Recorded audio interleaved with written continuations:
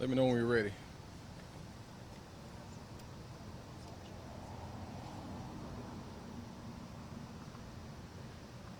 Ready? All right. All right, well, good morning. My name is Anthony Buckner, and I serve as the Chief Deputy of the Shelby County Sheriff's Office. So this morning, just before 7 a.m., a deputy on patrol was involved in a crash with a citizen.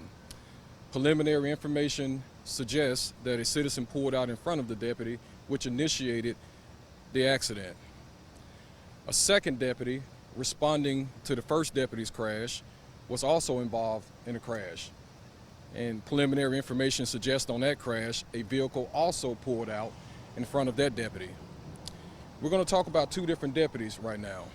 The first deputy is listed in non-critical condition. The injuries from the crash were bumps and bruises. We don't believe at this time that anything is broken, but he's listed in non-critical condition. The second deputy is listed in extremely critical condition. We've been here at the Regional 1 speaking with medical professionals about the deputy's condition and possibility of his recovery. Right now, it's going to be touch and go for the next couple of days for this deputy. I've had the opportunity to spend time with the families of both of these deputies, and one thing that they're asking for are the prayers of the community. We have some of the best medical professionals in the building that sits behind me, Regional 1. But the best medicine that these two deputies can have is the prayers of our community. Right now, we don't have a lot of information more than what I've shared about the crash. We did reach out to the Tennessee Highway Patrol, who is actually investigating both crashes. But the most important thing for us to communicate to the community is that we have one deputy in extremely critical condition and a second deputy in non-critical condition. And right now, we need prayers. To kind of paint the picture a little bit more, these two families received a knock on the door that no family of a law enforcement officer wants to receive. And it's that knock from deputies racing them to the hospital. For those families, there's a lot of terror, there's a lot of fear, and there's a lot of concern when they get that knock. But one thing that they saw and they commented on when they got here is the armada of deputies and police officers and troopers that were already waiting here to greet them and offer them prayers. And so one thing that I would share again from the family is that we're pleading with the community to pray for these deputies. These men and women go out every day to serve the community that we love. And we want these deputies to know that the community that they serve every day loves them as well. Right now, these deputies are currently still obviously in the hospital.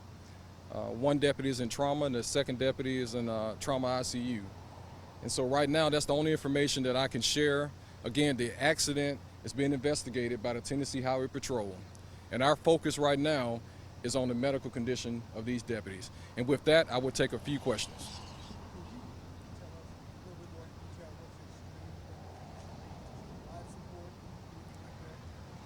So the deputy is on life support.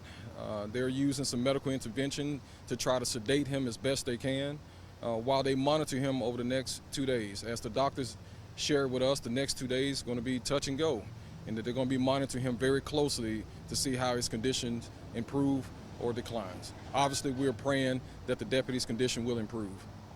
Obviously, this is a harsh reminder of drivers paying attention and taking a safe look when pulling out. Yeah, so I don't know many details of the crash, but I will say this. Over the last several months and actually the last several years, you've seen a lot of initiatives from the Tennessee Highway Safety Office dealing with distracted driving. And I'm not suggesting that this crash in particular suggests that, but one thing we do ask motorists is please stay off your cell phones and pay attention to the traffic around you.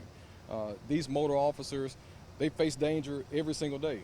Obviously, they're not inside of a vehicle, so crashes like this can really exacerbate injuries that they sustain. So we're just asking people to stay off the phone. The motorcycle community depends on us making sure that we are paying attention to our driving behaviors.